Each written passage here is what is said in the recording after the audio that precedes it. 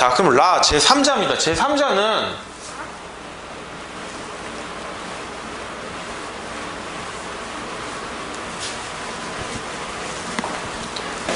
여기 ABC 관계에서 전혀 관계없는 3자예요. D예요, D.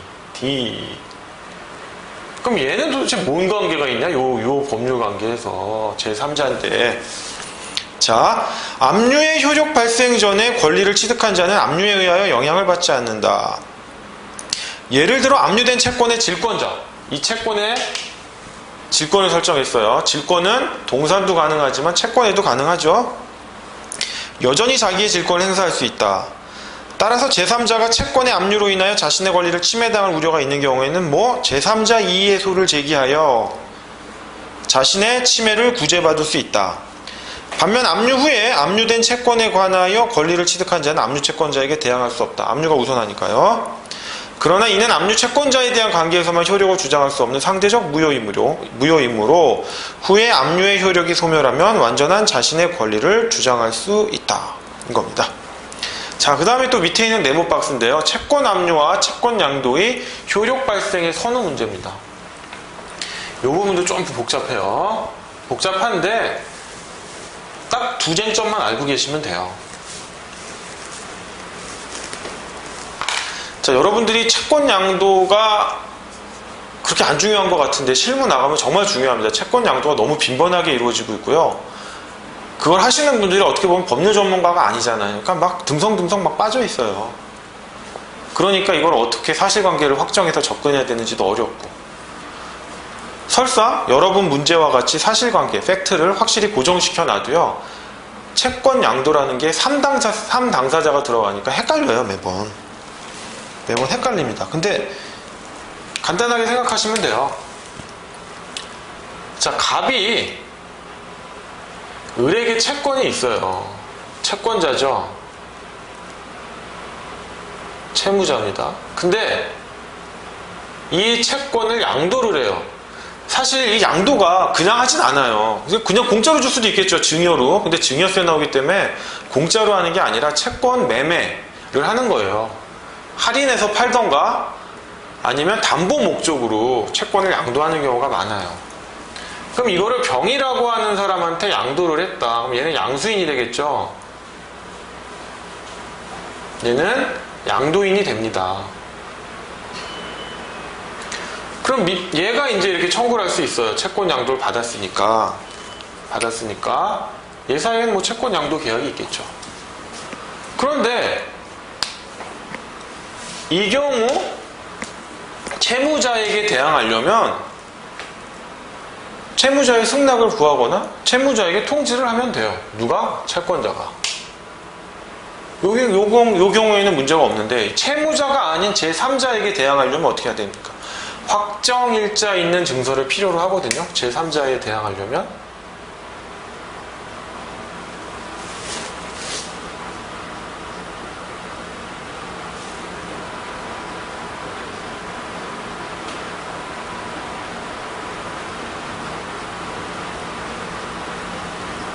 오케이? 확정일자 있는 증서를 필요로 해요. 일반적으로 내용증명이 되겠죠.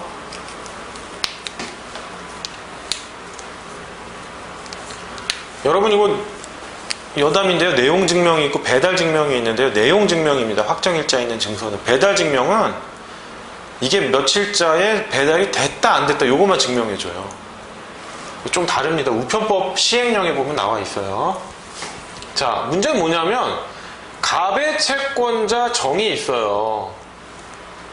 그럼 얘네들 관계는 또 어떻게 되겠어요? 여기다 써볼까요? 채권자죠. 채무자죠. 제3채무자죠.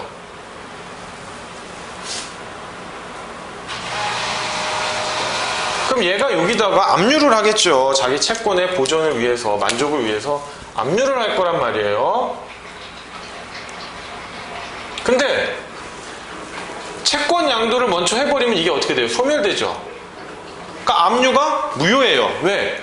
존재하지도 않는 채권에다 했으니까. 그런데 압류를 먼저 해버리면 이 양수인은 뭘 받은 거예요? 채권을 받긴 받았지만 압류된 채권을 받은 거예요. 그러니까 압류가 먼저냐? 채권 양수도가 먼저냐? 이게 대립이 되는 거예요. 그죠? 그 부분입니다. 읽어보면 압류명령이 제3채무자에게 송달되기 전에 채권이 양도되거나 전부명령을 통해 전부되었다면, 전부명령은 일종의 채권 양도랑 동일하게 보시면 돼요. 채권 압류는 존재하지 않은 채권을 압류한 것이므로 무효이다. 그러나 이때의 채권 양도는 확정일자 있는 증서에 의하여 채무자 이외의 제3자에 대하여 대항력을 구비하여야 한다. 뭐 당연한 말이죠. 죄송합니다. 이 경우 압류결정일과 확정일자일의 선우에 의하여 그 우열이 결정되는 것이 아니라 법원에서 압류결정 내려주겠죠? 확정일자 받아오겠죠? 그게 중요한 게 아니라 뭐가 중요하다? 이 을에게 도달된 날짜가 중요하다. 도달의 선우.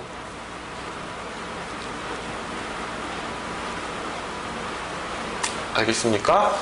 같은 날 도달했다라고 하면 동일하게 효력이 있는 거고요. 도달의 선우에 의한다. 압류결정일이 아니라 확정일자일이 아니라 도달의 선우에 의하여 그 우열이 결정된다는 점 반드시 아셔야 됩니다. 그 다음에 로마자 3번 현금화 절차는 추심명령과 전부명령 또는 특별현금화 방법 등이 있다라고 하는 것입니다. 다음 페이지 제3채무자의 집행공탁인데요. 이 부분도 민법에 이제 공탁 부분, 제가 손에 힘이 없는지 자꾸 흘리네요. 민법의 공탁 부분이 있죠. 채권의 소멸 부분에서. 물론 민법에서 그렇게 중요하지 않게 다루는데 민사집행법에서는 중요한 부분이고요. 특히나 실무 나가면 공탁을 엄청나게 많이 응용해서 활용하기 때문에 공탁 알고 계셔야 됩니다. 출제위원으로 실무가가 들어가면요, 공탁을 안 낼 수가 없어요. 중요한 부분이기 때문에. 자, 보시면 자, 이렇게 채권자가 압류를 걸어놔요. 압류를 걸어놓으면 제3채무자 입장에서는 나는 정말 빨리 얘한테 좀 변제를 해서 손 털고 나가고 싶거든요. 뭐 압류고 뭐고, 야, 가 좀 빨리 해결해. 압류 좀 풀어. 나 너한테 돈 주고 나 나갈래. 복잡해. 왜 자꾸 모르는 사람들이 와가지고, 뭐 이런 정 같은 사람들이 와가지고 뭐 압류하고 나 귀찮게 하냐고. 압류가 한 건이 들어오는 게 아니라요. 여기 뭐 갑의 채권자들이 많잖아요. 뭐 A, 뭐 B 이런 애들이 다 압류하거든요. 그럼 정신이 없어요. 을 입장에서는, 제3채무자 을 입장에서는. 그래서 이 제3채무자가 하는 방법이 공탁을 하는 거예요. 법원에다 공탁을 하면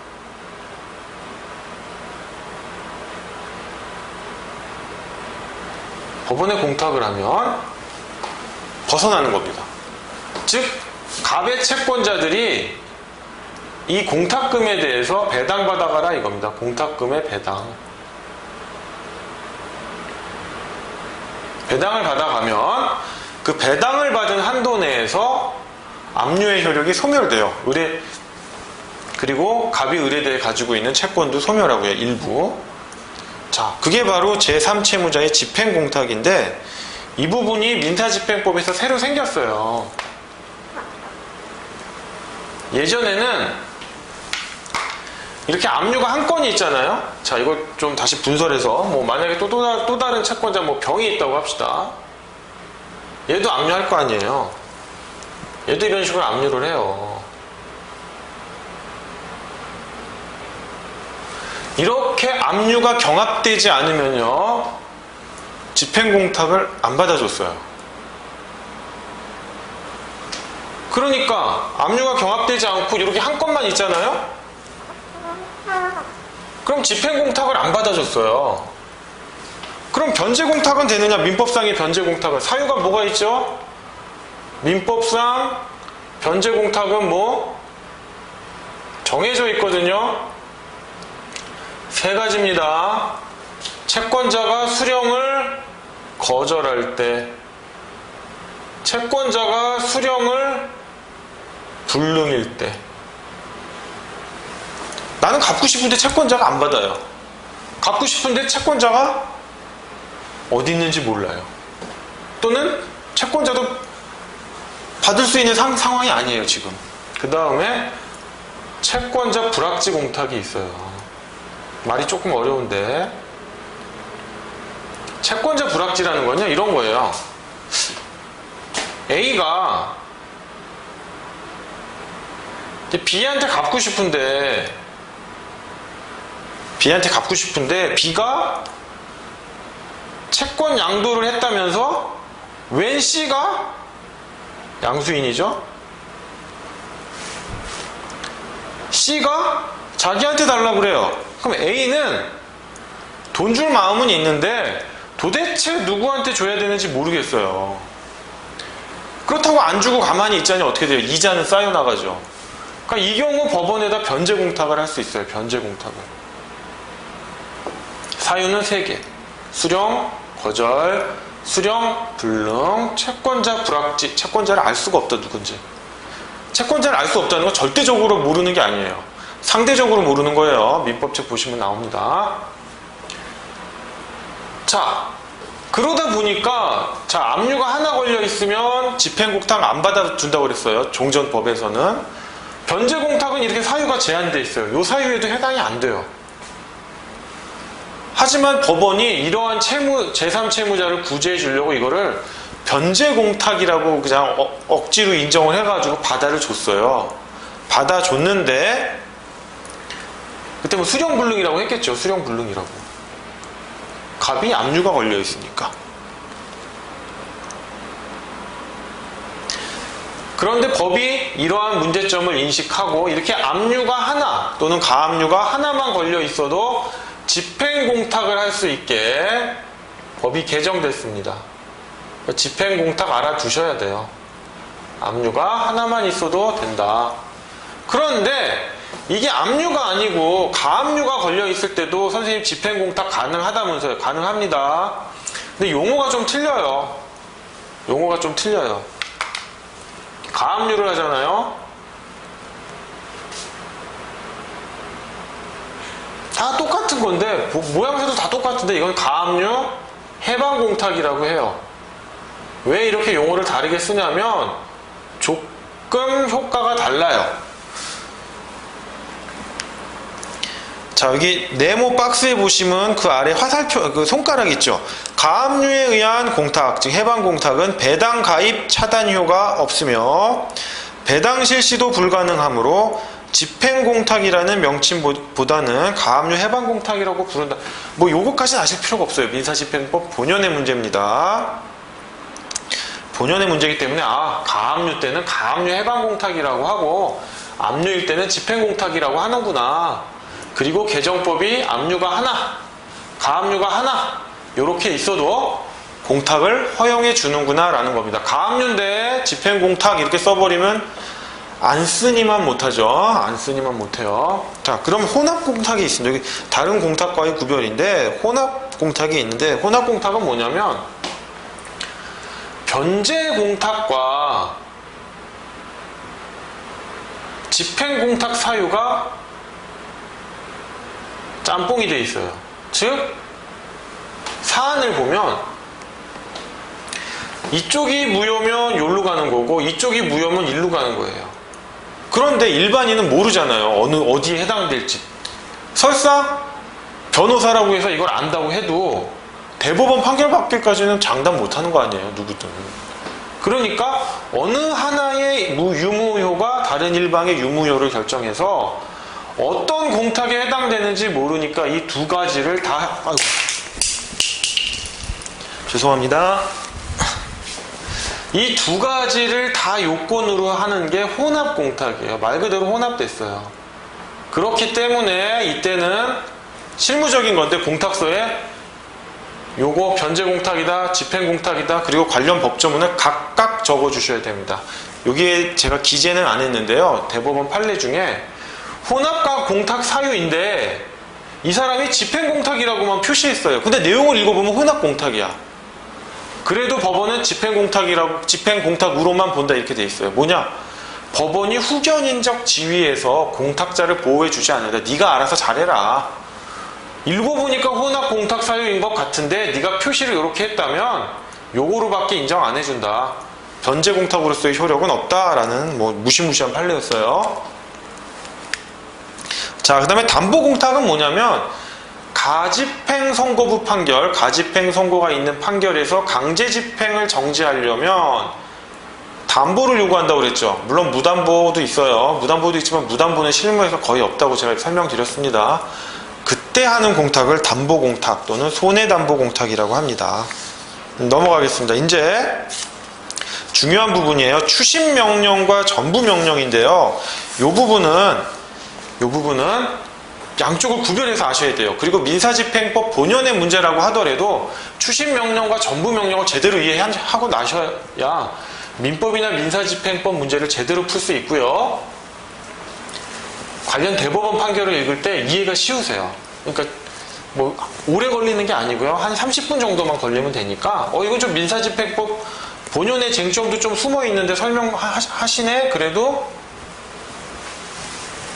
딴 생각하지 마시고요. 들으셔야 됩니다. 이게 민사집행법 본연의 문제니까 시험에 안 나온다는 게 아니라 당연히 중요한 건데 그 중에 제가 설명드리는 부분 중에 일부가 민사집행법 본연의 문제라고 해서 안 들으시면 안 된다 이런 얘기입니다. 설명드릴게요. 자, 추심 명령은요. 펜을 바꿔보겠습니다. 자, 추심 명령부터 설명드릴 텐데요.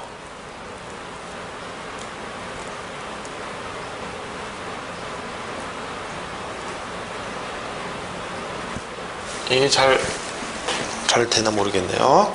추심 명령은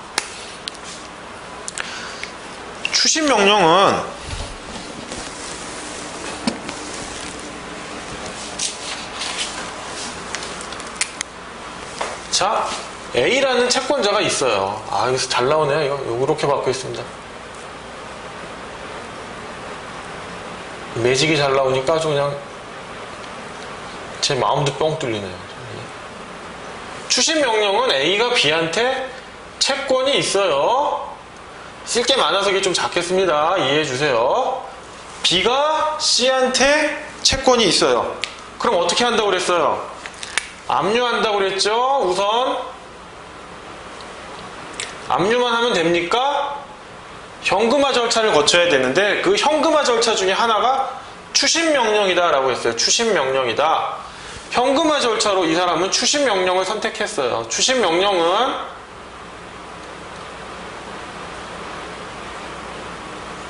말 그대로 B가 C한테 이행 청구할 수 있죠. 이행 청구해서 C가 이행을 하면 수령할 수 있죠. 근데 그 수령할 수 있는 권한을 박탈하는 거예요. 추심권만 박탈을 하는 거예요. 그래서 구도가 어떻게 되냐면 A, B, C 요 구도는 살아있는데 요렇게 요 구도도 만들어내요. A, B, C 이런 식으로 A, B, C 이런 식으로 만들어내요. 자, 그럼 전부 명령은 뭐냐? 전부 명령은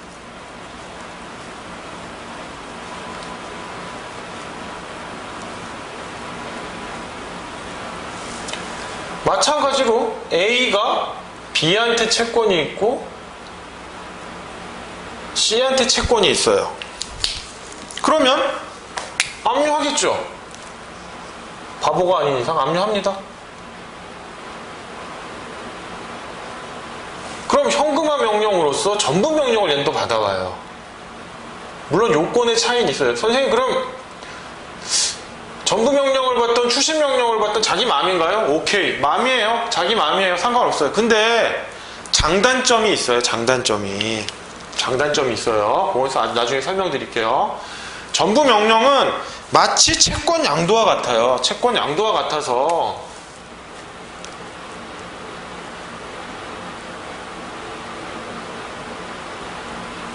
채권 양도와 같아서요. 이런 구도가 나와요. A가 B가 C한테 있는 채권을 A한테 양도해가지고 이렇게 청구하는 것 같아요.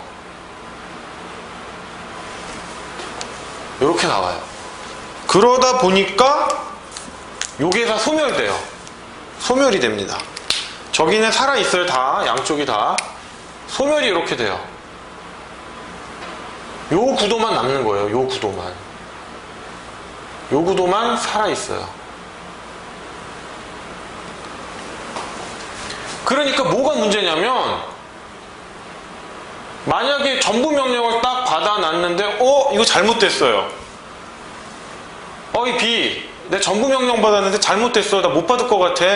그러니까 우리 원래대로 돌아가자. 안 된다는 거예요. 원래 거는 어떻게 됐다? 소멸했어요. 그러니까 이거는 자신이 다 받을 수 있는 만큼 그만큼 리스크도 자기가 져요. 전부 명령이 잘못되면.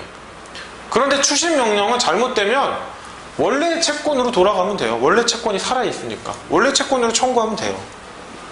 그러면 선생님 그럼 추심 명령을 받으면 되지 못하러 전부 명령 받아 이렇게 리스크를 지는데 그런데 저래도 전부 명령 싫죠. 이렇게 잘못되면 리스크를 온팡 다 뒤집어 씌니까. 그런데 추심 명령은 간단하게 3명만 나오니까 이렇지 추심 명령은 아무나 할 수 있어요.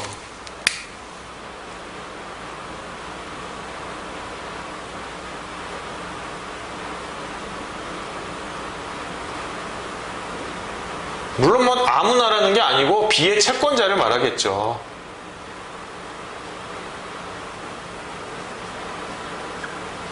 왜 아무나 가능할까요? B의 채권자는. 말 그대로 이관계가 살아있는 거예요. 추심 명령을 받아도 이관계가 살아있으니까 B의 채권자 D가 또 압류를 할 수가 있는 거예요. 압류 및 추심 명령을 받아올 수가 있는 거예요. 이렇게. 왜? 이관계가 살아있다며요. 압류 및 추심 명령이 계속 가능한 거예요. 원채권 관계가 살아있으니까.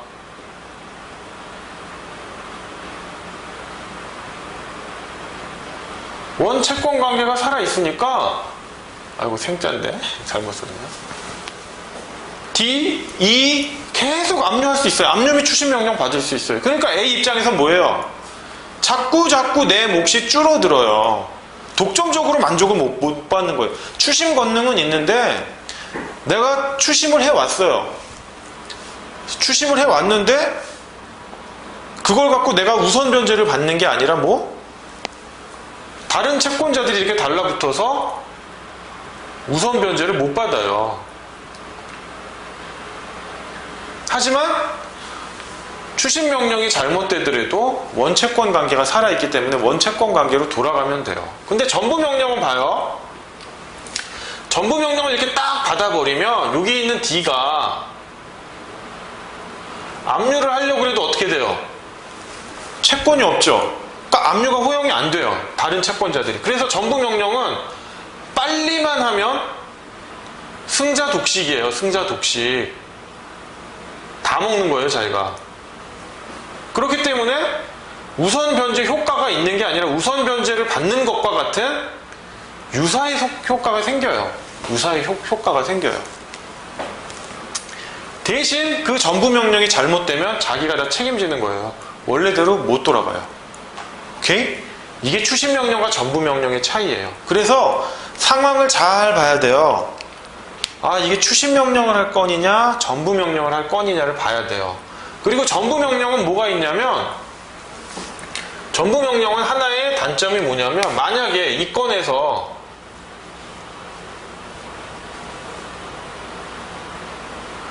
D가 먼저 압류를 했잖아요.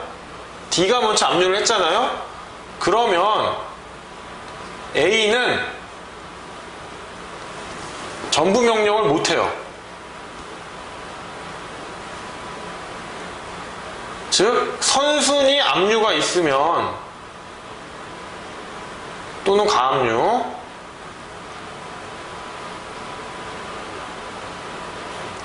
전부 명령 무효예요.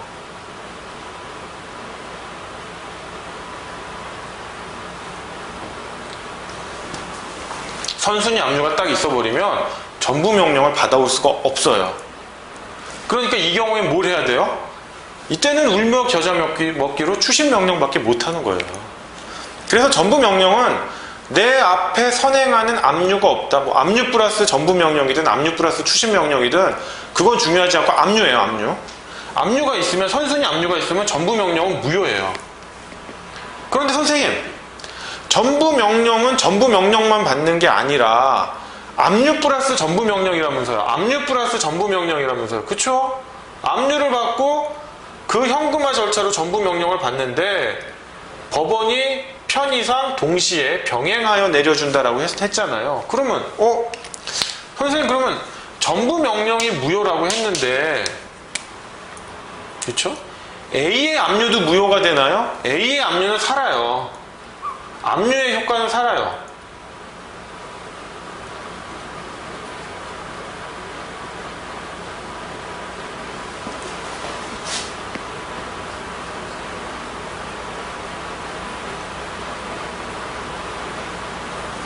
그래서 전부 명령이 무효가 됐다면 추심 명령만 따로 받으면 돼요.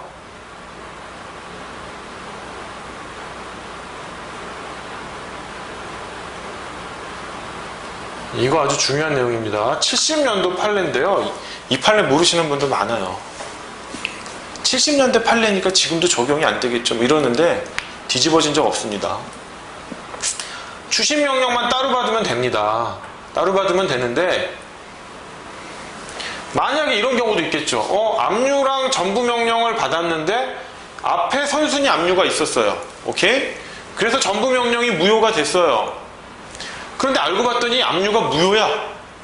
그러면 이 무효가 됐던 전부 명령이 부활하는가? 아니다. 한번 무효가 됐으면 땡이고 설사 이 압류가 무효더라도 전부 명령은 부활하는 게 아니라 다시 전부 명령만 받으면 되는 거예요. 그것까지 여담으로 아시기 바랍니다. 자, 하여간 이런 효과가 나온다고 했습니다. 요게 바로 추심 명령과 전부 명령의 기본이에요. 요거를 머릿속에 딱 틀어지고 있으면 문제될 게 없어요. 요거까지만 알면 되는데 그래도 민사집행법에서 어떻게 문제가 되는지 한번 내용 보겠습니다. 제3절 추심 명령. 로마자 1번 의의죠. 추심 명령은 압류 채권자가 A죠. 채권자 대위 절차를 거치지 않고 채무자 B에 가름하여 제3채무자에 대하여 압류된 채권을 이행을 청구하고 이를 수령하여 자기의 채권의 변제에 충당할 수 있게 하는 권한, 즉 추심 권한을 주는 집행법원의 명령이다. 이렇게 되어 있습니다. 그러면 효력 발생 시기가 어떻게 되느냐? 효력 발생 시기가 자, 요거 좀 지울게요. 이제는 비교해서 외워야 됩니다. 필기 당연히 하셨죠? 지웁니다. 자, 이 그림을 항상 염두에 두시고요. 그려놓고 시작하셔야 돼요.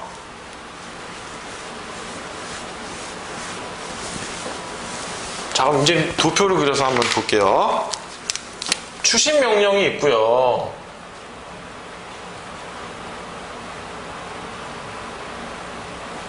전부 명령이 있어요. 중요한 것만 이 도표 안에다 넣겠습니다. 명령이 있는데, 자, 효력 발생 시기에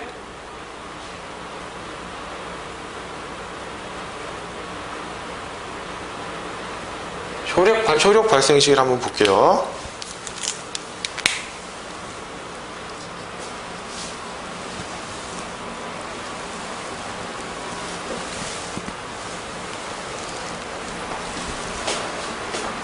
자, 추심 명령은 제3채무자에게 송달한 때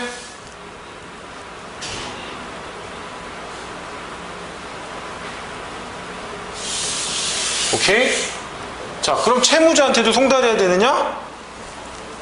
채무자한테는 요건이 아니다.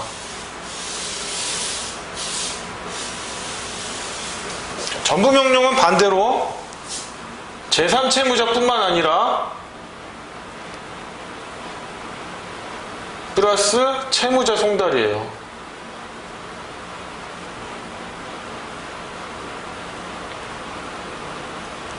왜냐하면 전부 명령의 경우에는 전부 명령이 잘못되면 채무자에게도 불복할 수 있는 수단으로서 즉시 항고권을 줘요. 그렇기 때문에 채무자에게도 도달을 해야 돼요. 도달을 해야 됩니다. 잠깐 물 한 모금 마시고 좀 시작하겠습니다.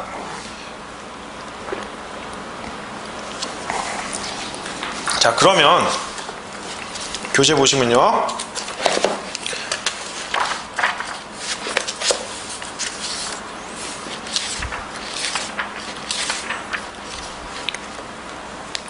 자, 그럼 추심명령에 대한 불복 방법은 뭐가 있느냐? 즉시 항고가 있다. 근데 여기서 조금 달라요. 즉시 항고가 있다.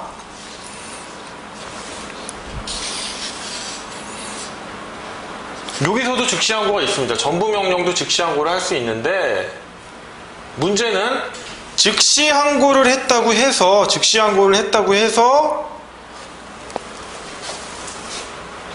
추심명령의 효력을 정지시키진 않아요.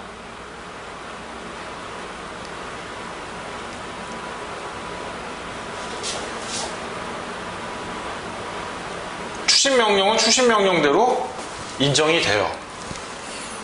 그런데 전부명령의 경우에는 즉시항고를 하면 어떤 식이냐면 이래요. 전부명령이 발해지면 효력을 발생하는 게 아니고요. 전부명령이 송달됐겠죠? 그리고 즉시항고를 할 수 있는 기간이 일주일이에요. 일주일 이내에 즉시항고를 하면, 즉시항고를 안 하거나, 안 하거나, 즉시항고를 했는데 그 결과가 졌어요. 기각 또는 각하가 나왔어요. 그러면 즉시항고를 안 했으면 일주일 뒤에, 즉시항고를 했으면 기각결정 또는 각하결정이 난 때에 전부명령의 효력이 발생하는 게 아니라 이 시점을 기준으로 소급을 해요. 이렇게 소급을 해서 이때부터 효력이 발생해요.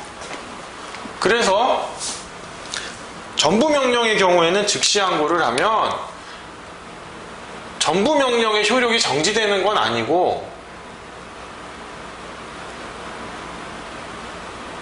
전부명령의 효력이 일시 유예되어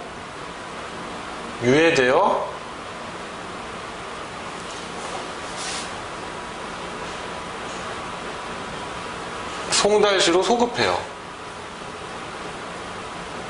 아까 말한 일주일 이내에 즉시항고를 하지 않거나 즉시항고를 했는데 기각되거나 각하되면 이 시점부터 전부명령 송달시로 소급해서 전부명령의 효력을 발생해요. 좀 특이한 구조죠. 자, 그러면 추심권의 범위 및 제한인데요.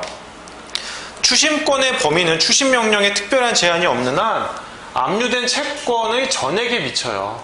전액에 미칩니다. 근데 이게 전부명령하고 또 달라요. 이게 또 전부명령하고 달라요.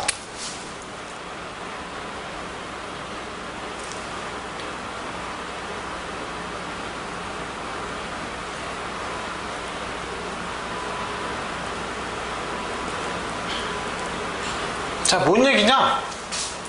A가 있고 B가 있고 C가 있는데 압류를 해서 추심을 받아옵니다. 근데 얘가 갖고 있는 채권은 1억 원밖에 안 되는데 B가 C한테 갖고 있는 채권은 2억 원이에요. 그럼 나는 압류를 1억 원에 하고 추심도 1억 원만 받아오면 되는 거 아니에요? 내 것만 만족하면 되니까. 근데 아니다라는 거. 2억 원 전체에 미친다는 거. 왜? 아까 봤듯이 추심은 승자 독식, 독점적으로 만족을 하는 게 아니잖아요. 다른 D나 E가 또 달라붙을 수 있죠.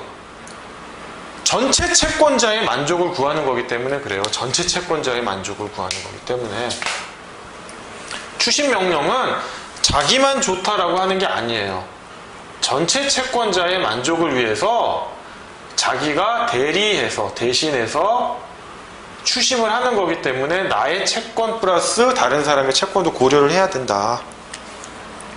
자, 자, 그 다음 채권자의 추심권 행사인데, 추심명령을 받은 채권자는 채권 추심에 필요한 채무자의 일체의 권리를 채무자에 가름하여 자기의 이름으로 재판상 또는 재판회에서 행사할 수 있다. 재판회의 청구를 보시면요, 채권자는 이행을 최고하거나 변제를 수령하고 선택권을 행사하며 정기예금에 대한 추심명령으로 그 만기 전에 해약하는 경우와 같이 해제권, 해지권, 취소권 등을 행사하면 물론 보증인에 대한 청구를 할 수 있고, 추심할 채권에 질권, 저당권 등 담보권이 있는 경우에는 직접 담보권을 실행할 권능을 취득하게 되므로 자기 이름으로 담보권 실행을 위한 경매를 신청할 수 있다.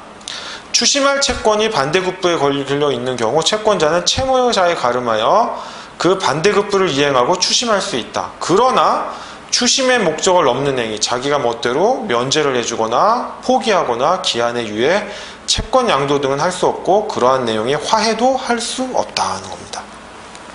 자, 재판상의 청구인데요. 추심 채권자는 스스로 원고가 되어 제3채무자를 상대로 직접 금전의 지급을 구하는 추심해소 또는 공탁을 구하는 공탁 추심해소를 제기하거나 지급명령 신청을 할 수 있고, 채무자가 이미 소를 제기한 경우에는 승계인으로서 참가할 수 있으며, 채무자가 집행권한을 가지고 있는 경우에는 승계 집행문을 받아 집행할 수 있다. 이건 이제 민사소송법 쟁점입니다. 추심의 소를 제기한 때 채권자는 채무자에게 그 소를 고지하여야 하며, 다만 외국에 있거나 분명하지 아니한 때에는 고지할 필요가 없다라는 겁니다. 없다라는 점. 뭔 말이냐면요, 마찬가지로 A랑 B랑 이렇게 관계가 있고 B랑 C랑 관계가 있어서 압류를 하고 추심명령을 받았습니다. 그러면 C 입장에서는 추심명령을 받았으니까 그래 A한테 줄게라고 하지만 A한테 줘도 상관없어요. 무방해요. 그런데 선생님, 네, B의 채권자로 D도 있고요, E도 있는데, 그리고 딱 채권은 평등하잖아요. 그럼요. 그런데 A한테만 주면 안 되지 않아요? 상관없어요. B의 채권자로 D가 있든 E가 있든 A가 추심하는 건 뭐다? 전체 채권자의 만족을 위한 거기 때문에 C는 일단 A한테 주면요, 다른 채권자 D나 E한테 대항할 수가 있어요. A도 돈을 받으면 자기 거 먼저 우선 변제하는 게 아니에요. 법원에 신고를 합니다. 추심 신고를 해서 공탁을 해가지고 A, D, E가 배당을 받는 거예요. 물론 A가 돈을 받았는데 경합하는 채권자 이런 D, E가 없어요. D, E가 없으면 그때는 자기 채권 먼저 해도 되죠. 그렇기 때문에 C가 추심 명령을 받으면 A한테 지급을 해도 무방해요. 다른 채권자를 생각하지 않고. 근데 문제는 뭐냐면 A가 돈을 받고 귀찮잖아요. 자기 거 먼저 챙기고 싶지. 그랬다면 손해배상 책임을 집니다. 그런 경우가 있을 수도 있고요. 그 다음에 추심명령만으로는요, 강제력이 없어요. 그래서 안 해도 무방해요. 안 해도 무방한데 그럴 경우 A는 추심해소를 제기합니다. 추심해소. 추심금 지급. 추심금 청구해소를 제기해요.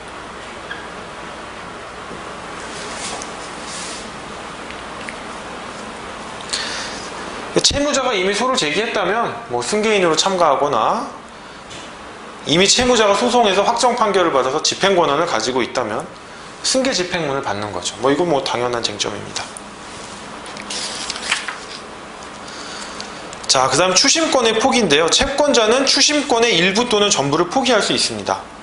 추심권의 포기에 그치지 않고 압류에 따른 권리 자체를 포기하기 위하여는 압류명령의 신청을 취하하면 되고, 이 경우 추심권도 당연히 소멸하게 됩니다.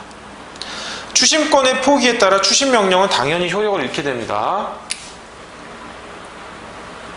이렇게 되지만 요 기본 채권까지 포기하는 것은 아니다라는 거. 자, 압류 채권자가 추심명령만 포기하고요, 상황을 보니까 경합하는 압류가 없네? 내가 우선순위인 것 같아 라고 하면 전부 명령을 다시 받아도 무방합니다. 물론 이 경우 추심권을 포기하고 전부 명령을 받는 게 올바른 방법이지만 막바로 전부 명령을 또다시 받더라도 무방합니다. 이 경우에 그냥 추심권을 자동으로 포기한 것으로 봅니다.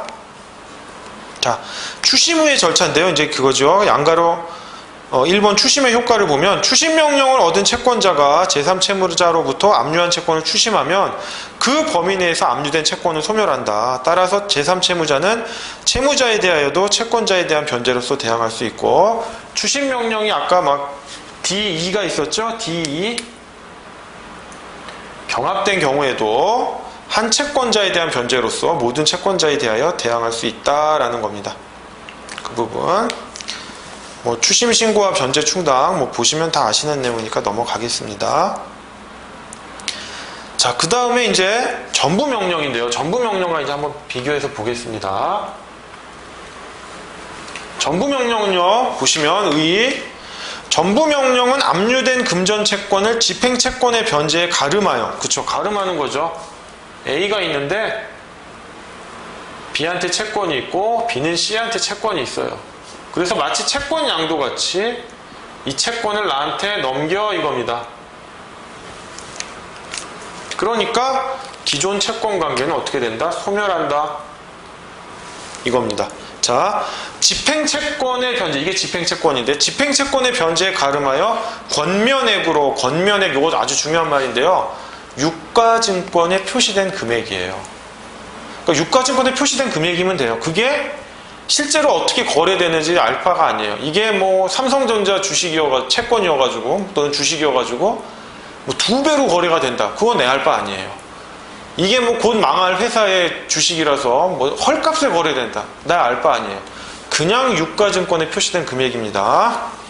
권면액으로 압류채권자에게, 이 압류채권자 A에게 이전시키는 집행법원의 명령이다. 제3채무자의 자력이 충분한 경우에는 다른 채권자를 배제하고 우선 변제를 받을 수 있으므로 나오죠. 우선 변제를 받을 수 있으므로 평등주의에 대한 예외라고 할 수 있지만 대신 제3채무자에게 변제 자력이 없는 경우의 불이익은 전부 채권자가 감수해야 한다. 제가 말씀드린 리스크입니다. 리스크. B의 다른 채권자 D가 압류를 하고 싶어도 못해요. 왜? 집행채권이 소멸했으니까. 집행채권이 소멸했으니까 압류가 안 되겠죠. 그 대신 이 관계만 살아남기 때문에 C가 돈이 없거나 전부명령 자체가 무효이면 원래대로 돌아갈 수 없다라는 겁니다. 자, 그 다음에 여러분들이 또 하나 아셔야 될 게 요거는 이제 가압류랑 본압류를 좀 헷갈리시는 분들이 있어요. 뭐랑 헷갈리시냐면요. 민법 공부 많이 하신 분들이 헷갈려요. 이 뭐 가압류 시간에도 한번 다시 설명드리겠지만 가등기와 본등기가 있잖아요. 가등기를 하고 본등기를 하면 본등기의 순위가 승진합니까? 안 합니까? 안 하죠? 안 하죠? 본등기의 순위가 승진하는 게 아니라 가등기의 순위 보존적 효력으로 인하여 마치 이때 본등기한 것과 같은 효과를 가진다는 것 뿐이잖아요. 그래서 사람들이 이제 헷갈려요. 가압류를 하고 본압류를 했으니까 뭐 순위 보존적 효력에 의해서 뭐 이렇게 가는 거 아니냐 이렇게 착각을 하는데 가압류는 가압류고요. 본압류는 본압류예요. 다른 거예요. 정말 다른 거예요. 이런 거예요. 제가 첫 시간에 설명드렸듯이 A가 B한테 돈 받을 게 있어요. 그런데 재판을 받아서 돈을 받고자 하려고 보니까 B가 다 쓸 것 같아요. 그럼 어떻게 합니까? 가압류를 할 수밖에 없어요. 본압류를 하면 안 될까요? 본압류는 뭐라고 그랬습니까? 본압류 하면 제일 좋죠. 제일 좋은데 본압류를 왜 못하냐면 본압류는 집행권한이 있어야 된다고 그랬잖아요. 집행권한이 뭡니까? 확정된 판결, 재소전화에 확정된 지급명령, 이행권고결정, 집행증서, 뭐 공정증서죠. 이런 것들이 있어야 되는데 지금 2단계, 청구권만 있는 단계에선 가압류밖에 못하죠. 근데 가압류를 해가지고 승소를 했어요. 짜잔, 승소를 해가지고 확정 판결을 받아서 이제 본압류를 하려고 그래요. 그러면 그 본압류한 시점이 압류 시점인 거예요. 얘랑은 아무 상관이 없어요. 아무 상관이 없어요. 만약에 이 본압류가 취소됐다? 가압류 취소되지 않아요. 가압류는 가압류대로 살아있는 거예요. 그리고 본압류 했다고 해서 가압류가 자동적으로 소멸되고 이런 거 아니에요. 얘는 별도로 노는 애들이에요. 그래서 채권 가압류 뒤에 가압류 채권자가 집행권한을 취득하더라도 직접 전부 명령을 신청할 수는 없고, 즉 이 얘기예요. A가 일단 가압류를 했었어요. 여기다가 가압류를 했는데 판결에서 승소 판결을 받거나 뭐 해가지고 압류를 하고 전부 명령을 해야 되는데 이 가압류만 갖고 전부 명령 하지 말아라. 전부 명령 하려면 뭐가 필요해요? 압류가 필요하다고 그랬잖아요. 압류 따로 받아라 이 얘기입니다. 압류 따로 받아라.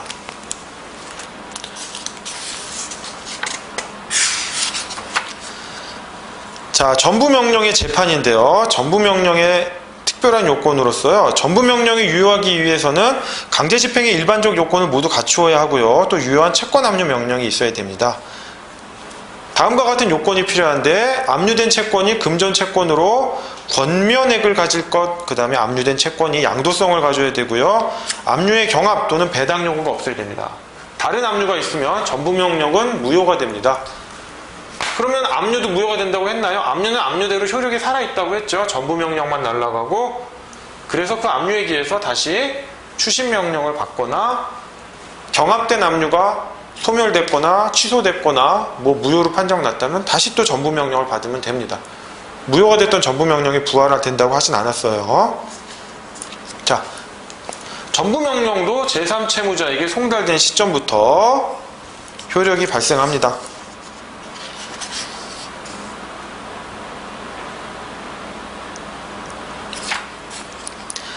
그러나 전부 명령은 확정되어야지만 효력이 있기 때문에요. 제3채무자뿐 아니라 채무자에게도 송달이 필요합니다. 왜냐하면 채무자에게도 즉시 항고권이 있기 때문입니다. 이 부분 아까 설명드렸죠. 전부명령 및 전부명령 신청을 각하하는 결정에 대하여는 즉시 항고를 할 수 있다라고 했고요. 자, 그 다음 전부명령의 효력인데요. 전부명령의 소호표입니다. 전부명령의 기본적 효력은 피전부채권의 전부채권자에게 이전과 그로 말미암은 집행채권의 소멸이다. 뭐 말 어렵게 하는데 간단하게 이겁니다. 간단하게.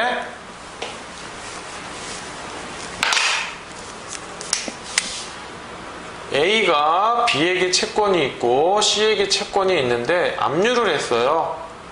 근데 압류 및 전부 명령을 합니다. 그래서 나한테 직접 청구해라. 이런 관계가 설명됐어요. 요건 소멸하죠. 즉 피전부채권이 전부채권자에게 이전되고 이렇게 이전되고 그로 말미암아 집행채권이 소멸된다 이럽니다.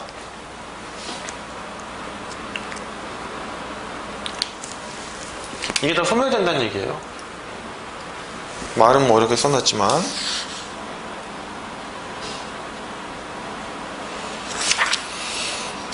자, 그럼 이런 효력은 언제 발생하느냐? 전부명령 확정시입니다. 확정시. 언제? 즉시항고가 제기되지 않은 경우에는 일주일의 즉시항고 기간이 지난 때, 즉시항고가 제기된 때에는 그 기각 또는 각하 결정이 확정된 때 발생하는데요. 그 확정에 따라 발생하는 효력은 언제?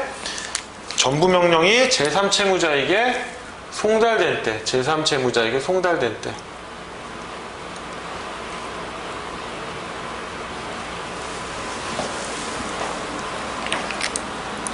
자, 피전부채권의 이전입니다. 전부명령에 의하여 피전부채권은 그 동일성을 유지하면서 채무자로부터 채권자에게 이전되고 지명채권의 양도와 같은 효과가 발생하나 그 이전은 집행행위에 기초한 것이므로 채권양도의 대항 요건에 관한 민법의 규정은 적용되지 않는다. 뭐 확정일자에 있는 증서에 의한 대항 요건 구비할 필요 없다는 얘기입니다. 자, 그러면 이제 A에게 어떠한 권리가 있느냐 이건데요. 피전부채권이 동일성을 유지하면서 A에게 전부채권자에게 이전되므로 전부채권자는 피전부채권자 B의 승계인으로서 이전된 채권에 관해 일체의 재판상 재판 외의 행위를 할 수 있다. 채권 양도라고 보시면 됩니다. 자, 전부명령이 발효되면요, 피전부채권이 존재하는 한 그 권면액 상당의 집행채권은 집행채권자에게 변제된 것으로 보아 전부명령이 제3채무자에게 송달된 때로 소급하여 소멸한다. 소멸한다고 했고요. 제3채무자의 무자력 등의 사유로 채권자가 현실적으로 변제받지 못하였다고 하더라도 채무자의 채권자에 대한 채무 변제 효과에는 영향이 없고 이러한 위험은 채권자가 부담한다. 이거는요, 전부명령에 부담하는 리스크라고 했죠. 자, 그렇기 때문에 제3채무자는 이제 제3채무자 B는요, 제3채무자 C는 보이신가요? 이렇게 하면 저만 보이나봐요. 이렇게 하면요, 제3채무자 C는 B하고는 이제 관계가 없어요. A하고 노는 거예요. 그래서 B한테 항변할 수 있는 사유 모든 거를 A한테 할 수가 있습니다. 그렇다는 얘기고요. 자, 그 다음 하나, 추심명령을 하면은 압류채권 전액에 미친다고 했잖아요. 전부명령을 할 경우에는요, 어떻게 되느냐.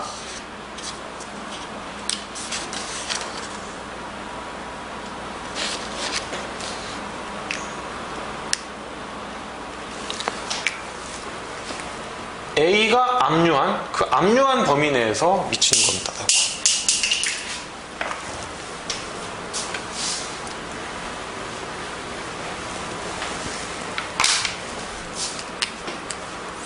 이거는 자기가 독식하는 거잖아요. 독식하는 거기 때문에, 즉 전부 채권자가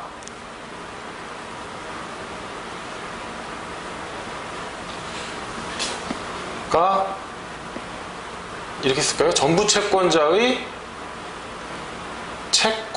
채권에게 미치는 거예요. 왜냐하면 승자 독식이기 때문에 전체 채권자를 생각할 필요가 없죠. 내가 양도받아서 나의 채권만 변제받으면 되기 때문에요.